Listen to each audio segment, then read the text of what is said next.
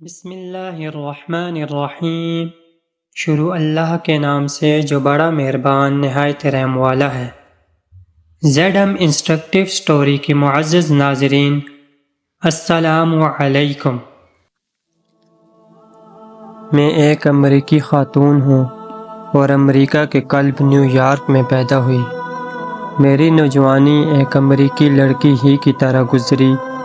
میرا ایک ہی شوق تھا، امریکہ کے عظیم شہر کی گلیمر بڑی زندگی میں جاذبیت اور دلکشی کی دوڑ میں حصہ لوں۔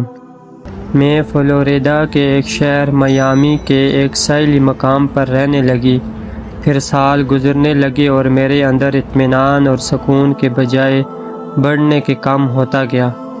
میری نسوانی کشش جس قدر بڑھتی جاتی اور جتنا میں بظاہر کامیابی کی منزلیں طے کرتی، میرے اندرونی خلا اور بے اعتمادی میں بھی اسی قدر اضافہ ہوتا جاتا۔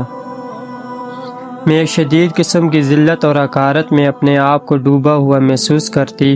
میں فیشن کی غلام بن گئی تھی اور میرا مقصد بس یہ تھا کہ دوسروں کی آنکھوں اور دلوں کو خوش کروں۔ میرا معیار زندگی جتنا اونچا ہوتا، میرا اعتماد اتنا ہی نیچا ہو جاتا۔ میں نے ان حقائق سے منہ چرانا چاہا، مگر وہ فرار کے ہر منہ پر مجھ کو منہ چرانے کے لیے موجود ہوتے۔ آخر میں اپنے آپ سے ادب کی۔ میں نے نشہ کی پناہ لی، کلبوں اور پارٹیوں میں جا کر دل بہلانا چاہا، مگر سب بے سود۔ میں نے روحانی مراقبوں سے اپنی بے سکونی کا علاج کرنا چاہا۔ جب یہ تدبیریں ناکام ہو گئی تو مذہب بدلے، ایکٹیوازم کا سہارا لیا، یعنی فلاحی اور اجتماعی تحریکوں میں لگی، مگر مرض بڑھتا گیا۔ جو میری ترقی میں اضافہ ہوتا رہا اور میرا لائف سٹائل جیسے جیسے آگے بڑھ رہا تھا، میری اندرونی بے اعتمادی کی آگ مجھے جلاتی جا رہی تھی۔ میں نے دیکھا کہ اسلام اور اسلامی اقتدار و تہذیب کے خلاف ایک خطرناک اور جو طرفہ حملہ ہو چکا ہے، اور پھر بد اور بدنام نئی صلیبی جنگ کا بھی اعلان ہوتا ہے۔ اب مجھے اسلامی نامی ایک چیز کی طرف توجہ ہوتی ہے۔ اب تک تو میرے ذہن میں اسلام کے نام پر صرف چند تصویروں کے نقوش تھے، ترپالوں میں لپٹی عورت، بیویوں کو پٹتے مرد، گھروں کے پچھلے حصے سے زنان خانے اور دہشت گردی کی دنیا۔ میں ایک سماجی کارکن تھی جو عورت کی آزادی کی علم بردار اور دنیا میں لوگوں کی بہتر زندگی کے لیے کچھ کرنا چاہتی تھی۔ اپنے اس کام کے سلسلے میں میری ملاقات ایک سینئر کارکن سے ہوئی جو اس سلسلے میں اچھا کام کر چکا تھا۔ وہ بلا کسی تفریق کے سارے انسانوں کے لیے انصاف اور فلاح و بہبود کا داعی تھا۔ اس شخص سے ملاقات کے بعد مجھے احساس ہوا کہ انصاف، آزادی اور احترام یہ آفاقی اقتدار ہیں اور سارے انسانوں کو ملنے چاہیے، نہ کہ صرف بعض کو۔ اب مجھے احساس ہوا کہ سارے انسانوں کے لیے بھلا سوچنا خلوص کے بعد ہی ممکن ہے۔ پہلے میں صرف چند کے لیے اچھا سوچتی تھی، تب میں بلا تفریق ہر قسم کے لوگوں کے حقوق کے بارے میں سوچنے لگی۔ اچانک ایک دن میرے سامنے قرآن مقدس آیا۔ مغرب نے جس کی بڑی منفی تصویر بنا رکھی تھی، پہلے تو قرآن کے اسلوب اور انداز نے مجھے متوجہ کیا، پھر اس نے کائنات، انسان اور زندگی کے حقائق اور عبد اور معبود کے رشتے پر جو روشنی ڈالی ہے، اس نے مجھے مسحور کر دیا۔ میں نے دیکھا کہ قرآن نے اپنی بصیرت کا مخاطب براہ راست انسان اور اس کی روح کو بنایا ہے، اور وہ کسی بچولیے یا پادری کے بغیر انسان کو اللہ کا مخاطب بناتا ہے۔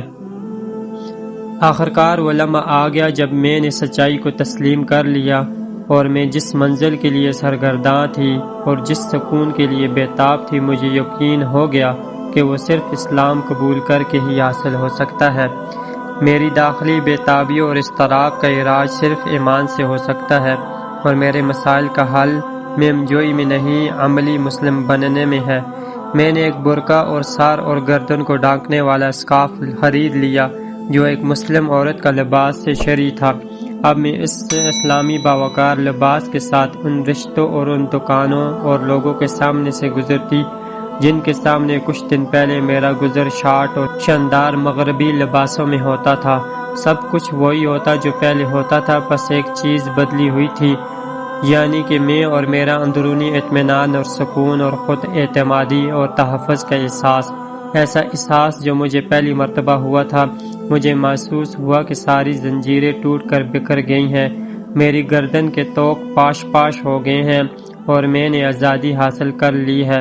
میں بڑی خوش تھی کہ ان آنکھوں میں اب تعجب اور دوری کے آثار تھے جو پہلے مجھ کو ایسے دکھتے تھے جیسے شکاری اپنے شکار کو اور بعض ننھی چڑیا کو۔ حجاب نے میرے کندھوں سے ایک بڑے بوجھ کو ہلکا کر دیا، مجھے ایک خاص طرح کی غلامی اور ذلت سے نکال لیا۔ اب دوسروں کے دلوں کو لبانے کے لیے میں گھنٹوں میک اپ نہیں کرتی تھی، اب میں اس غلامی سے آزاد تھی۔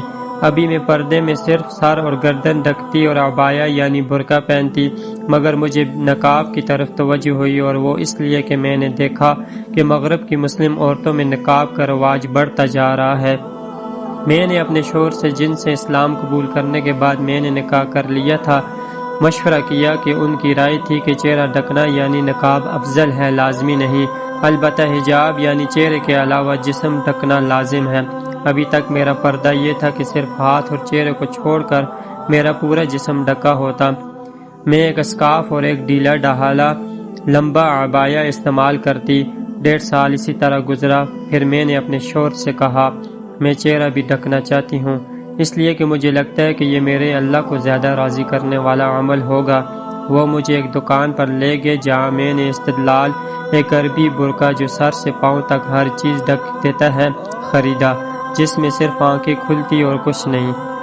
ہدایت یابی کا میرا یہ سفر جاری تھا کہ خبریں آنی شروع ہو گئی کہ آزادی کے ان برداروں اور نام نہاد انسانی حقوق کے لیے کام کرنے والوں نے حجاب اور نقاب کے خلاف مہم چھیڑ دی ہے۔ کوئی کہتا کہ حجاب عورت پر ظلم کی علامت ہے، کوئی اعتراض کر رہا تھا کہ یہ اتحاد اور یکجہتی میں رکاوٹ بن رہا ہے، اور اب مصر سے کسی نے یہ کہتے ہوئے سر میں سر ملایا کہ یہ بچھڑے پن کی نشانی ہے۔ یہ بھی کیسی منافقت اور دوغلا رویہ ہے کہ اگر کوئی حکومت عورتوں کے لباس کے لیے کچھ ضابطے بنائے تو مغرب کہتا ہے کہ یہ انسانی آزادی کی مخالفت اور حقوق انسانی کے خلاف ورزی ہے۔ اگر عورت اپنے انتخاب سے نقاب اوڑھے تو اپنے اس کی آزادیوں کو سلب کرتے ہیں، اس کی تعلیم اور ثروت سے محروم کر دیتے ہیں۔ یہ ظلم صرف تیونس اور مراکش جیسی استبدادی حکومتیں ہی نہیں کر رہی تھی، بلکہ یہ فرانس، ہالینڈ اور برطانیہ میں بھی ہو رہا تھا۔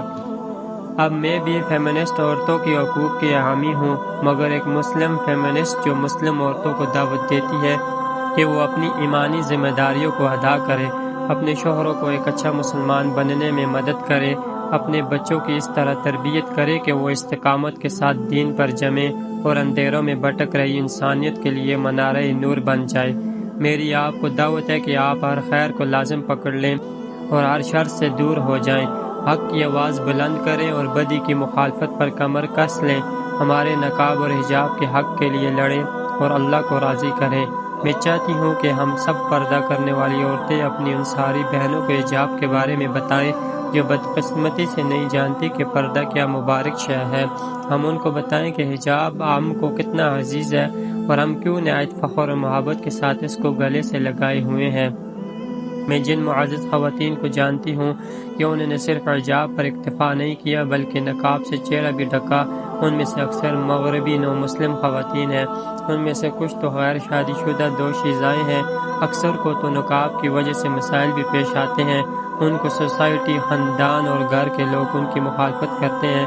یہ آزادانہ انتخاب کے حق کو تسلیم نہ کرنے ہی کی ایک شکل ہے کہ معاشرے میں ہر طرف سے ذرائع ابلاغ کے ذریعے سے عورتوں پر ننگے ہونے اور بھیڑ برکیلے کپڑے کی حد تک دل ربائی اختیار کرنے کی اندھا دھند تبلیغ کی جائے اور عملاً اس کو خواہی ناخواہی اس کو اختیار کرنے پر مجبور کر دیا جائے۔ میرا کہنا ہے کہ عورتوں کے حجاب کی تہذیب کو جاننے کا بھی برابر موقع دیا جانا چاہیے تاکہ وہ اس پاک اور پرسکون تہذیب کی خوبیوں کو جان سکے اور ان کو وہ معلوم ہو جو مجھے معلوم ہوا ہے۔ میں کل تک عورانیت کو اپنی آزادی کی علامت سمجھتی تھی، پھر مجھ پر منکشف ہوا کہ وہ ایک بابجولاں آزادی تھی جس نے مجھ کو خود اعترافی اور ذاتی اعتماد سے عاری کر دیا اور میری روح کو بے چینی کی آگ میں ڈال دیا۔ مجھے اپنے فحش لباس کو اتار کر مغرب کی دلربا طرز زندگی کو چھوڑ کر اپنے خالق کی معرفت اور بندگی والی ایک باوقار زندگی کو اختیار کرنے سے جو مسرت اور اطمینان کا احساس ہوا ہے اس کی کوئی مثال نہیں دے سکتا۔